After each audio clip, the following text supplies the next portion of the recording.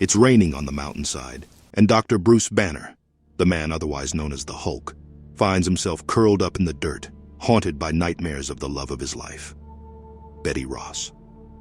Because not too long ago, Marvel's preeminent expert in gamma radiation was shown the lifeless body of his better half by Betty's own father, General Thaddeus Thunderbolt Ross. And as Bruce opens his eyes amidst the pouring rain, he can only lament his fate and curse the one responsible for Betty's death, Emil Blonsky, a former KGB agent who has since become an equally monstrous foil to Bruce's alter ego known only as Abomination. Beer memories and grim speculations swirl around the good doctor's head.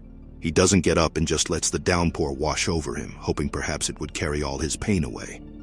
But it does not work. In the end, Bruce can only conclude one thing. I can't go on like this. So Bruce travels to his inner world, his own mindscape, where he meets a couple figures who represent versions of his own fractured psyche. The gray-skinned, hulking gangster, Mr. Fix-It, and the more even-tempered version of the Green Goliath called the Professor. Bruce vents and rants as his two other personas deliberate what they should do about the body they inhabit. So, Mr. Fix-It turns to his more intellectual colleague. Hey, don't look at me. I can't do nothing with the stubborn little runt when he gets like this. He's a head case. So the professor goes to work, calmly walking by Bruce and gently touching him by the shoulder in hopes of assuaging his rage and grief. Bruce, listen to me. Just because we're reminded of Betty in the present, it shouldn't affect our memories of who she was. Except what, Bruce? People don't lie around in glass cases waiting for their prince to show up. When they die, they stay dead. Fix-It finds the silver lining in all this, that perhaps Bruce has learned how to hope. But as the man puts it, I don't want hope, not this kind of hope.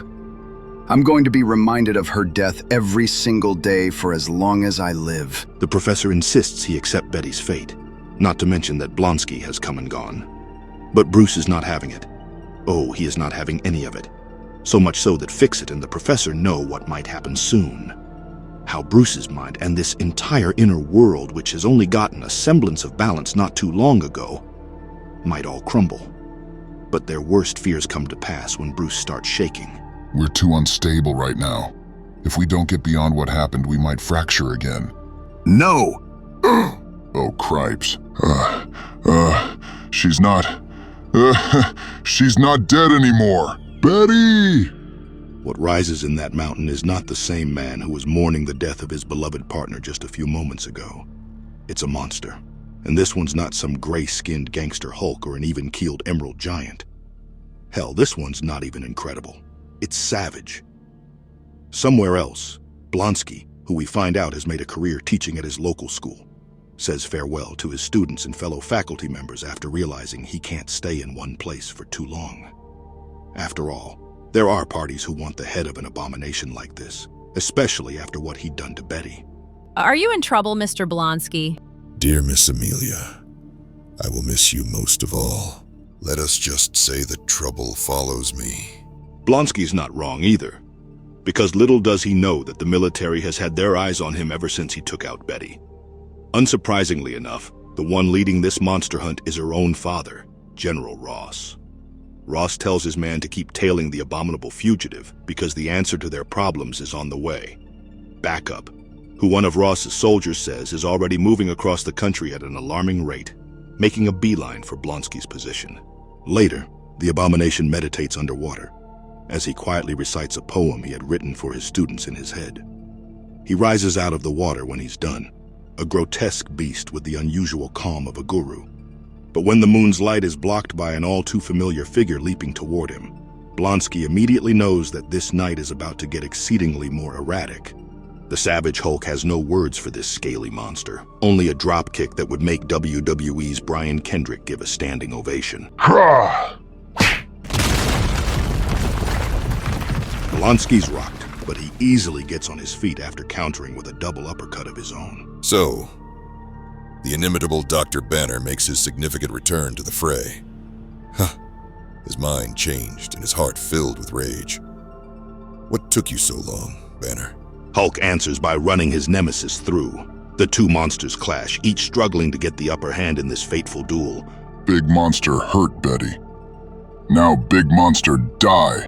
No, if I have any say in the matter, my big green friend. And you gotta hand it to Emil, too.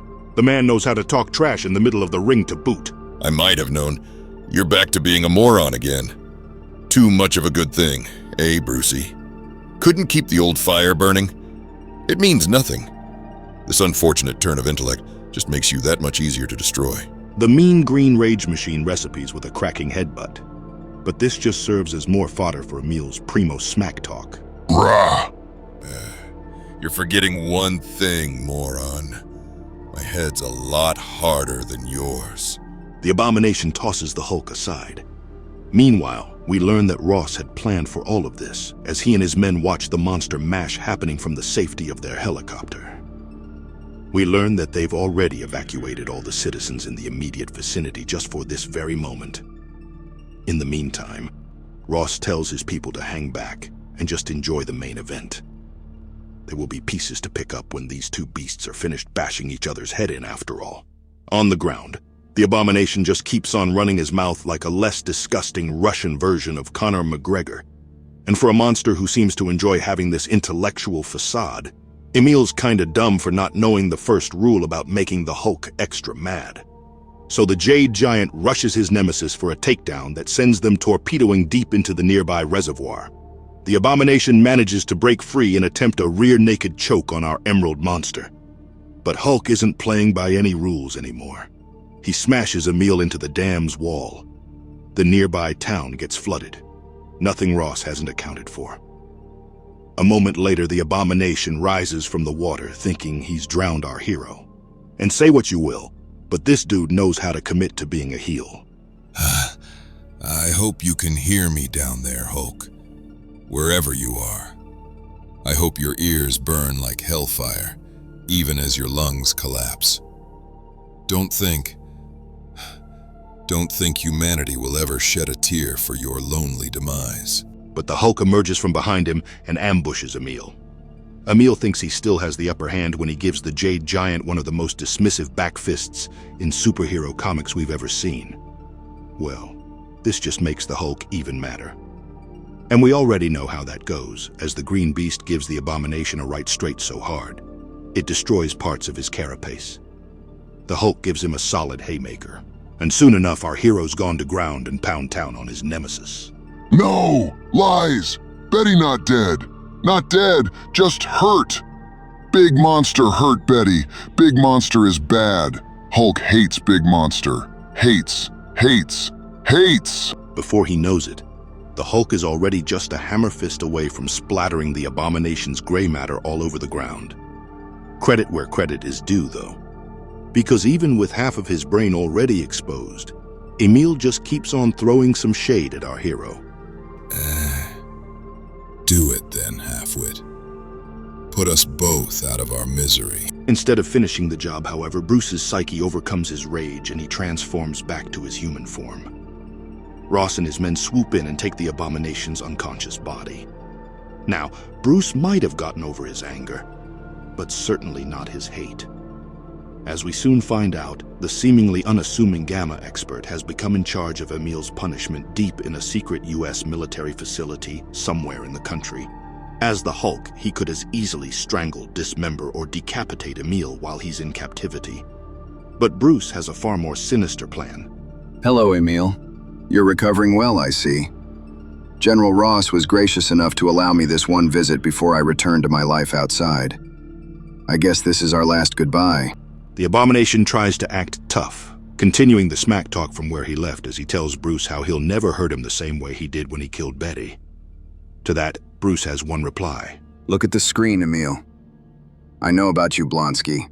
All your life you were an affront to humanity, even when you were just a plain old Russian spy. Old footage of Emil from before he turned into the abomination and his wife play on screen. But this is no parting gift from Bruce. I want you to think back to the night before you left Mother Russia for the last time. That final meal of sausage and lentil stew that you shared with your darling wife. You made her laugh out loud when you asked her what would happen if you were away for too long. Would she forget about you? And do you remember what she replied? At this moment, the abomination catches on.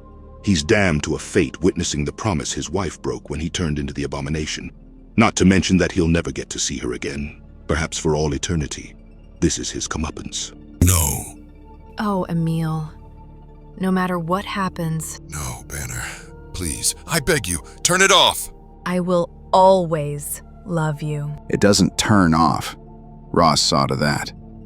And now you know how it feels, you Oh, Emil.